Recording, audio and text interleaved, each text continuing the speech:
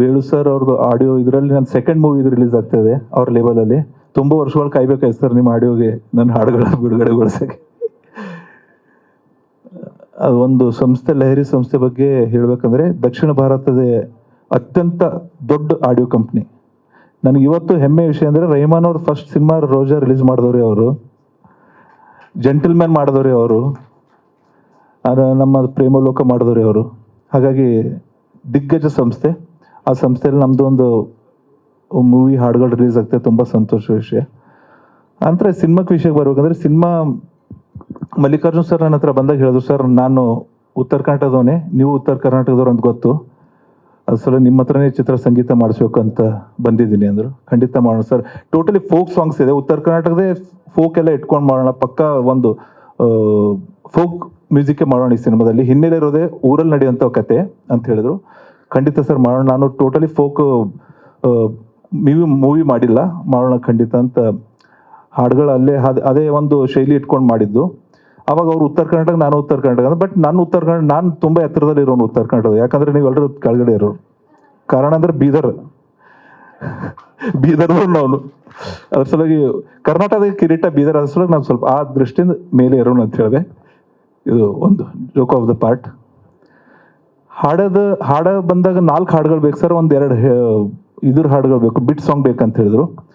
ಅವಾಗ ಕೂತ್ಕೊಂಡು ಅವರು ಭಾಳಷ್ಟು ರಿಸರ್ಚ್ ಮಾಡಿ ಬಂದಿದ್ರು ಅವರು. ಸೌದತ್ತಿ ಎಲ್ಲಮ್ಮಂದು ದೇವಸ್ಥಾನದಲ್ಲಿ ನಡೆಯುವಂಥ ಭಕ್ತಿಗೀತೆಗಳು ಅವೆಲ್ಲ ಕಂಟೆಂಟ್ ತೊಗೊಂಡು ಬಂದಿದ್ರು, ವಿತ್ ವಿಡಿಯೋ ತಂದಿದ್ರು. ಆ ನಂತರ ನಾವು ಫಸ್ಟ್ ಕಂಪೋಸ್ ಮಾಡಿದ್ದೆ ಹುಟ್ಟಿ ಬಂದ ಹುಲಿ ಬೀರನಾಗಿ. ಬಟ್ ಅದೊಂದು ನಮ್ಮ ಹತ್ರ ತುಂಬ ಫೇಮಸ್ ಒಂದು ಹಾಡು, ಹುಟ್ಟಿ ಬಂದೆ ಎಲ್ಲಮ್ಮನಾಗಿ ಅಂತ ಮೇಡಮ್ ಅವರೇ ಹಾಡಿದಾರೆ ಆ ಸಾಂಗು, ಸಂಗೀತ ಕಟ್ಟಿ ಮೇಡಮ್ ಅವರೇ. ಅವರು ನಮ್ಮ ಊರು ಸೊಸೆನೆ, ಬೀದರ್ದವ್ರೆ. ಅದು ಸಂಬಂಧಗಳು ಇಲ್ಲೇ ಇದೆ ಎಲ್ಲ.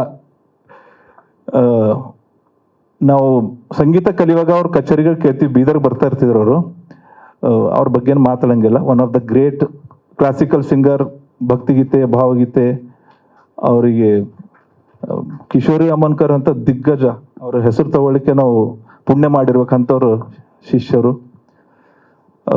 ಅವರು. ನಾವು ಡಿಸ್ಕಸ್ ಮಾಡಿದಾಗ ಹುಟ್ಟಿ ಬಂದೆ ಯಾರ ಹತ್ರ ಹಾಡ್ಸೋಣ ಅಂದಾಗ ನಾನಂದೆ, ಸರ್ ಮೈಂಡಿಗೆ ಒಂದೇ ಹೆಸರು, ಸಂಗೀತ ಮೇಡಮ್ ಅವ್ರ ಹತ್ರ ಹಾಡ್ಸೋಣ ಅಂತ. ಅದಕ್ಕೆ ಅವ್ರ ವಾಯ್ಸ್ ಬಿದ್ಮೇಲೆ ಅದೊಂದು ಬೇರೆ ಲೆವೆಲ್ಗೆ ಆಯ್ತು ಸಾಂಗು. ಆನಂತರ ಲಾಸ್ಟ್ ಮಾಡಿದ್ ನಾವು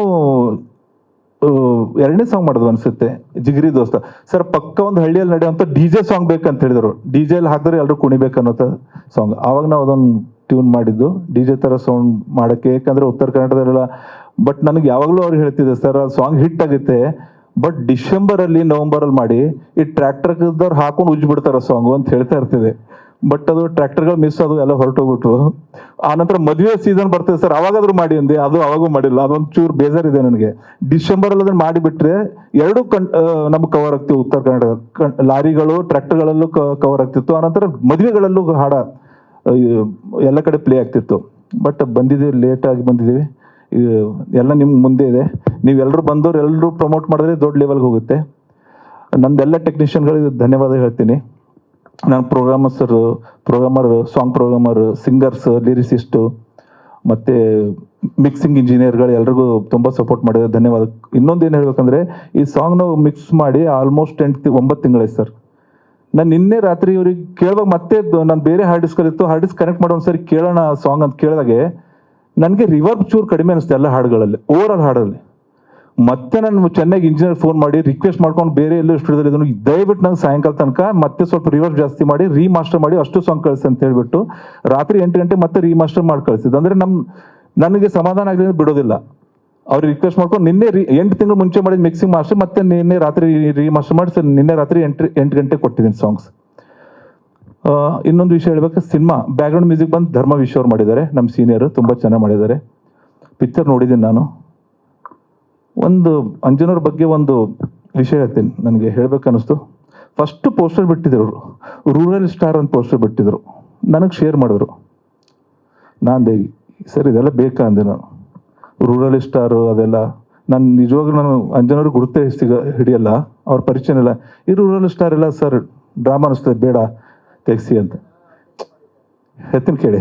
ಅದು ಆನಂತರ ಹೇಳ್ತೀನಿ ವಿಷಯ. ಅವ್ರಂದ್ರು ಇಲ್ಲ ಸರ್ ಆ ಕಡೆ ಪಾಪ್ಯುಲರ್ ಇದ್ದಾರೆ, ಅವ್ರಿಗೊಂದು ಸ್ಟಾರ್ ಇದಿದೆ, ಇರಲಿ ಅವ್ರು ಏನೋ ಒಂದಿದೆ ಓಕೆ ಇರ್ಲಿ ಬಿಡಿ ಅಂತ ನಾನು ನೆಗ್ಲೆಕ್ಟ್ ಮಾಡಿದೆ.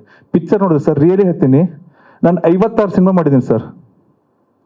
ಸಿನಿಮಾ ಸೆಕೆಂಡ್ ಹಾಫಲ್ಲಿ ಅಂಜನ್ ಪರ್ಫಾರ್ಮೆನ್ಸ್ ನೋಡಿ 15 ನಿಮಿಷ ಹತ್ತಿದ್ದೀನಿ ಸರ್. ನಾನು ಮಾಡಿದ್ದು ಎದೆ ತಟ್ಕೊಂಡು ಹೇಳ್ತೇನೆ, ನಾನು ಮಾಡಿದ್ದು 50-60 ಸಿನಿಮಾಗಳಲ್ಲಿ ಈಸ್ ದ ನಂಬರ್ 1 ಪರ್ಫಾರ್ಮರ್ ನನ್ನ ಸಿನಿಮಾಗಳಲ್ಲಿ. ಎಲ್ಲಕ್ಕಿಂತ ದೊಡ್ಡ ಸ್ಟಾರ್ಗಳಿಗೂ ಸಿನಿಮಾ ಮಾಡಿದ್ದೀನಿ. ಬಟ್ ಅಂಜನ್ ಮಾಡಿದ ಪರ್ಫಾರ್ಮೆನ್ಸ್ ನನ್ನ ಲೆಕ್ಕದ ಫಸ್ಟ್ ನಂಬರ್. ನಾನು ಕೊಡೋ ರೇಟಿಂಗ್. ಪಿಕ್ಚರ್ ಕೂಡ ಅದ್ಭುತವಾಗಿದೆ. ಅದನ್ನು ಹೇಗೆ ಪ್ರೊಡ್ಯೂಸರ್ ಪ್ರಮೋಟ್ ಮಾಡ್ತಾರೆ ನನಗೆ ಗೊತ್ತಿಲ್ಲ. ಪ್ರಮೋಟ್ ಮಾಡಿದ್ರೆ ಪಿಕ್ಚರ್ ದೊಡ್ಡ ಹಿಟ್ ಆಗುತ್ತೆ. ಅದು ಪಿಕ್ಚರ್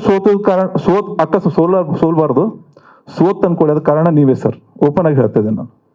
ಇಷ್ಟೊಂದು ಒಳ್ಳೆ ಸಿನಿಮಾ ಇದೆ, ನೀವು ಪ್ರಮೋಟ್ ಮಾಡ್ಬೇಕು ಇದನ್ನು, ಹಾಡುಗಳನ್ನ ಪ್ರಮೋಟ್ ಮಾಡೋದು. ಅದ್ಭುತ ಪಿಕ್ಚರ್ ಮಾಡಿದ್ರು. ನಾನು ಮಾಡಿದ್ರಲ್ಲಿ ಎಲ್ಲಕ್ಕಿಂತ ಬೆಸ್ಟ್ ಸಿನಿಮಾ ಅದೇ ಹೇಳ್ತೀನಿ ಸರ್. 56 ಸಿನಿಮಾ ಮಾಡಿದ್ದೀನಿ ನಾನು. 56 ಸಿನಿಮಾದಲ್ಲಿ ಎಲ್ಲಕ್ಕಿಂತಲೂ ಬೆಸ್ಟ್ ಸಿನಿಮಾ ಇದೆ. ನಾನು ಪರ್ಸ್ನಲಿ ಒಪಿನಿಯನ್ ಇದೆ. ಅಂಜನ್ ಅವತ್ತು ಅಂಜನ್ ಮೀಟ್ ಮಾಡಿ ಫಸ್ಟ್ ಪಿಕ್ಚರ್ ನೋಡೋ ಹೋಗಿ ತಪ್ಕೊಂಡ್ಬಿಟ್ಟೆ. ಹೀಗೆ ನಿಮ್ಮ ಬಗ್ಗೆ ನಾನು ಹೇಳಿದ್ದೆ, ನಾನು ನೆಗೆಟಿವ್ ಆಗಿ ಹೇಳಿದ್ದೆ. ಬಟ್ ನೀವು ಹೀರೋ ರಿಯಲ್ ಆಗಿ ಇವತ್ತು ಹೀರೋ ಕಂಡ್ರಿ, ನನಗೆ ಸ್ಕ್ರೀನ್ ಮೇಲೆ ಕಂಡ್ರಿ ಅಂತಂದೆ. ತಪ್ಕೊಂಡ್ಬಿಟ್ಟು ವಿಶ್ ಮಾಡಿದೆ sir. Is A great performer. ಈ ಸಿನಿಮಾದಲ್ಲಿ ಕಣ್ಣಲ್ಲೇ ಆಟ ಆಡ್ಬಿಟ್ಟಿದ್ದಾರೆ ನೀವು. ಒಂದು ಹೊಸ ಆರ್ಟಿಸ್ಟ್ ಈ ಥರ ಪರ್ಫಾರ್ಮ್ ಮಾಡೋದು ತುಂಬ ಅಪರೂಪ. ಬಟ್ ತುಂಬ ಚೆನ್ನಾಗಿ ಬಂದಿದೆ ಪಿಕ್ಚರ್, ತುಂಬ ಚೆನ್ನಾಗಿ ಬಂದಿದೆ. ತಾವೆಲ್ಲರೂ ನೋಡಿ ಸಪೋರ್ಟ್ ಮಾಡಿ. ಒಂದು ಸ್ಟಾರ್, ಒಂದು ಒಳ್ಳೆ ಕಲಾವಿದ ಬೆಳೆಯುವಂಥ ಅವಕಾಶ ಇದೆ ಈ ಸಿನಿಮಾದಿಂದ. ಒಂದು ಹೊಸ ಸ್ಟಾರ್ ಸಿಗುವಂಥ ಅವಕಾಶ ಇದೆ. ರೂರಲ್ ಸ್ಟಾರ್ ಇಲ್ಲ, ಪೂರ್ತಿ ಕರ್ನಾಟಕಕ್ಕೆ ಒಂದು ದೊಡ್ಡ ಸ್ಟಾರ್ ಆಗೋ ಸಾಧ್ಯತೆಗಳಿದೆ ನಿಮಗೆ. Thank you so much.